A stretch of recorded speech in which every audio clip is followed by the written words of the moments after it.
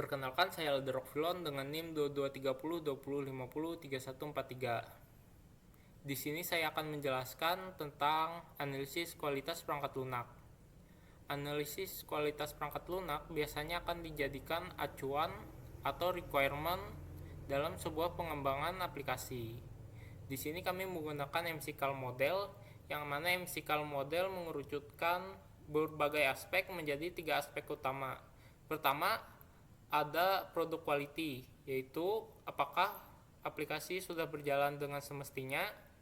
Kemudian ada produk revision, apakah aplikasi dapat dikembangkan dan di-maintain dengan mudah. Kemudian ada produk transition, yaitu apakah aplikasi dapat berjalan di berbagai lingkungan yang berbeda. Di sini pada produk quality terdapat beberapa aspek lainnya, yaitu pertama correctness, apakah aplikasi sudah bekerja dengan semestinya. Reliability, apakah sistemnya stabil. Efisiensi, apakah aplikasinya dapat berjalan dengan seefisien mungkin. Integrity, apakah aplikasi tersebut datanya sudah aman. Kemudian ada usability, apakah aplikasi dapat dijalankan dengan mudah. Kemudian pada produk revision terdapat 3 aspek, yaitu pertama maintainability, apakah aplikasi dapat mudah dikembangkan dan diperbaiki. Kemudian flexibility, apakah aplikasi fleksibel untuk dikembangkan lagi. Kemudian testability, apakah aplikasi ini dapat mudah untuk dites atau diuji. Dan yang terakhir, produk transition, dia terdapat 4 aspek lainnya. Pertama, portability, apakah dia bisa berjalan di berbagai device. Dan kemudian ada reusability, apakah komponen sebelumnya bisa digunakan lagi. Kemudian ada interoperability, apakah sistem dapat diintegrasikan dengan berbagai sistem eksternal lainnya. Kemudian ada configurability, apakah pengkonfigurasiannya dapat dilakukan dengan mudah. Sekian untuk penjelasan saya, berikutnya akan dilanjutkan oleh teman saya.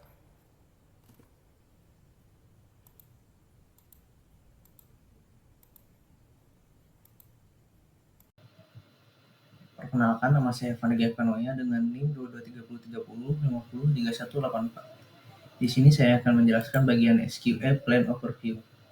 Yang pertama kita ada initiation, menentukan tujuan kualitas perangkat lunak berdasarkan standar SQL, fungsionalitas dapat diuji, aman dan mudah digunakan. Tahap selanjutnya ada planning, yang mana itu menyusun struktur tim SQL dari project manager, developer, SQL engineer, reviewer, user tester, dan menetapkan metode, standar, serta dokumentasi.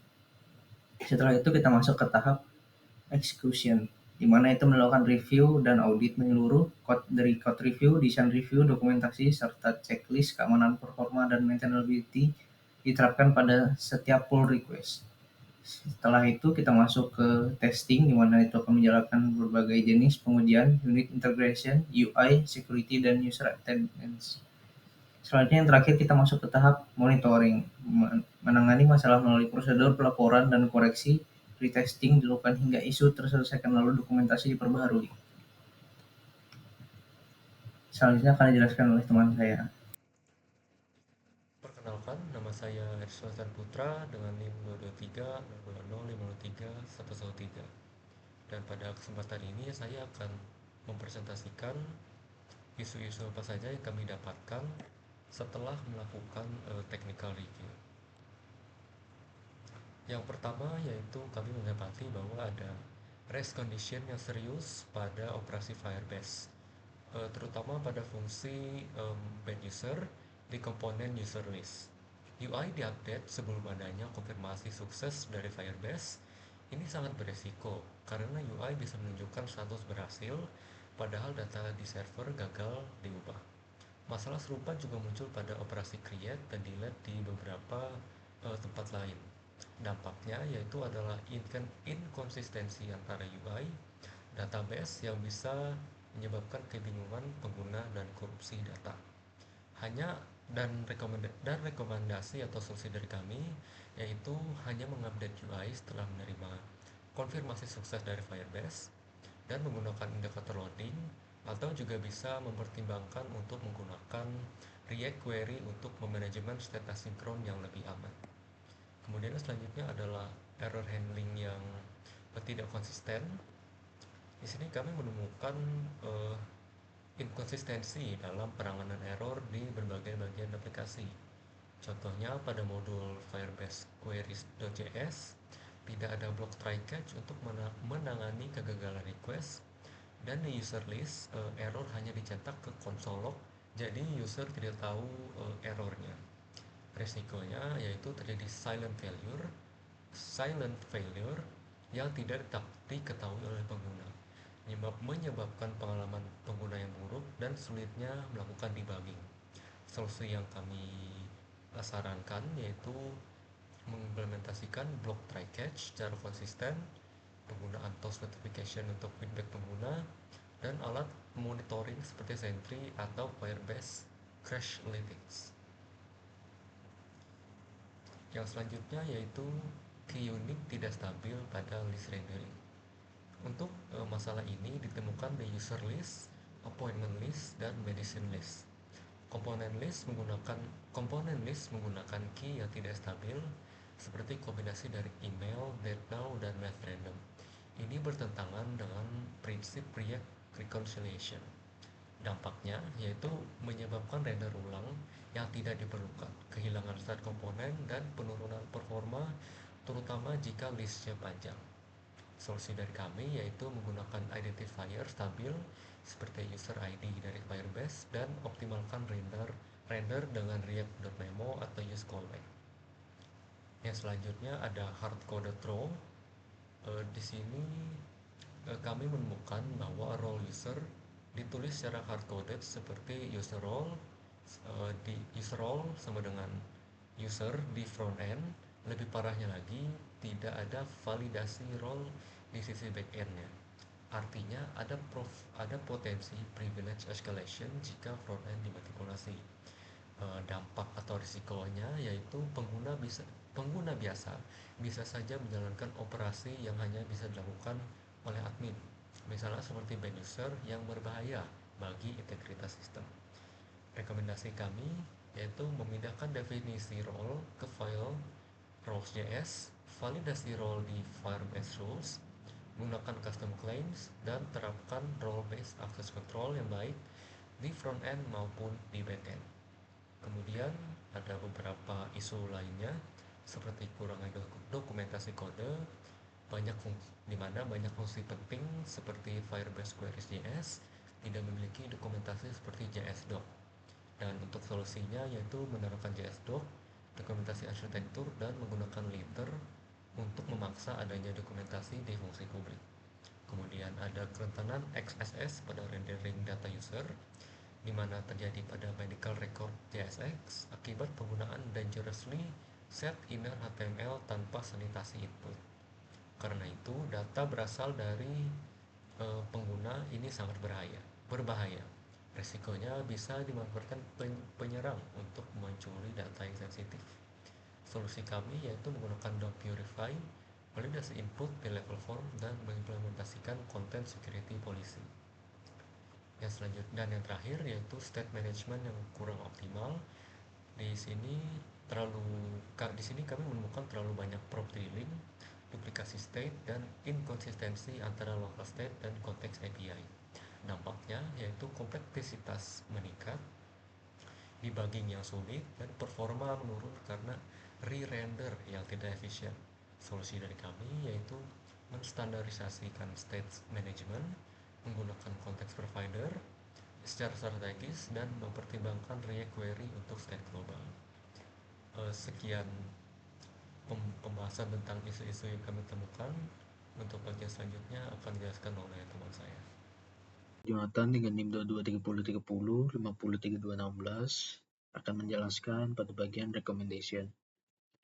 Bagian ini adalah bagian untuk meningkatkan kualitas dan keamanan aplikasi, terdapat beberapa rekomendasi utama yang dapat diterapkan, yaitu terapkan penanganan error yang konsisten dengan try and catch dan sistem notifikasi global. Tujuannya agar error yang terjadi di aplikasi dapat ditangani dengan baik dan tidak langsung menyebabkan crash. Notifikasi juga bisa memberitahu pengguna jika terjadi masalah. Kemudian berikutnya adalah implementasikan Role Based Access Control atau RBAC yang aman termasuk validasi di Firebase Rules. Hal ini penting agar pengguna hanya bisa mengakses data atau fitur yang sesuai dengan perannya, serta mencegah akses ilegal dari klien. Kemudian berikutnya adalah menggunakan ID yang unik dari Firebase sebagai key list di React. Dengan menggunakan ID yang unik, kita bisa memastikan bahwa setiap elemen di dalam list dapat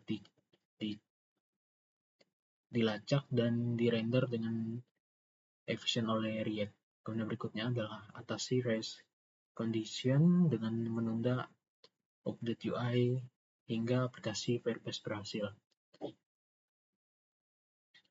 Race condition dapat menyebabkan data yang tidak sinkron ditampilkan. Dengan menunggu hasil dari Firebase, kita memastikan data yang muncul benar-benar sudah tersimpan. Kemudian berikutnya adalah lengkapi dokumentasi kode dengan JSDoc dan dokumentasi arsitektur.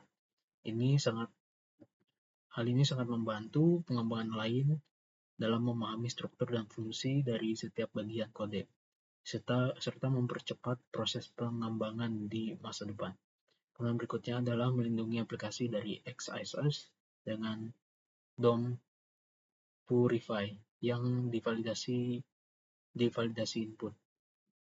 XSS atau cross-site scripting adalah celah keamanan yang memungkinkan penyusup menyisipkan skrip berbahaya. DOM Purify dapat menyaring skrip ini dari input yang dimasukkan pengguna.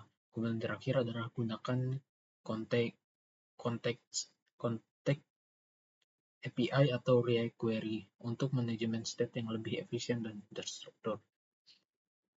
Kedua pendekatan ini mempermudah kita dalam mengelola data global, menghindari prop drilling, dan meningkatkan performa aplikasi. Kemudian untuk penjelasan yang berikutnya akan dijelaskan oleh teman saya. Baik, perkenalkan nama saya Karol Roland dengan NIM 223030503211. Sini saya akan menjelaskan bagian conclusion, di mana aplikasi web klinik hewan memiliki fondasi kuat pada aspek fungsi, keandalan, dan kemudahan pengguna. Namun, masih diperlukan peningkatan signifikan pada keamanan, maintainability, dan dokumentasi kode. Penerapan Software Quality Assurance atau SQA yang konsisten akan mendorong peningkatan kualitas secara berkelanjutan. Yang pertama, untuk keunggulan, correctness, reliability, usability bernilai tinggi. Lalu, aplikasi berfungsi sesuai kebutuhan pengguna, termuka, mudah digunakan oleh semua peran. Tantangannya adalah maintainability dan testability masih perlu ditingkatkan. Dokumentasi kode dan arsitektur belum lengkap. Beberapa komponen tidak memiliki error handling standar. Lalu, yang ketiga, arah perbaikan. Prioritaskan perbaikan isu kritis seperti keamanan and role management. Terapkan rekomendasi SQA secara bertahap. Lakukan evaluasi berkala untuk menjamin kualitas berkelanjutan. Sekian presentasi dari kelompok kami. Mohon maaf bila ada kata yang salah. Terima kasih.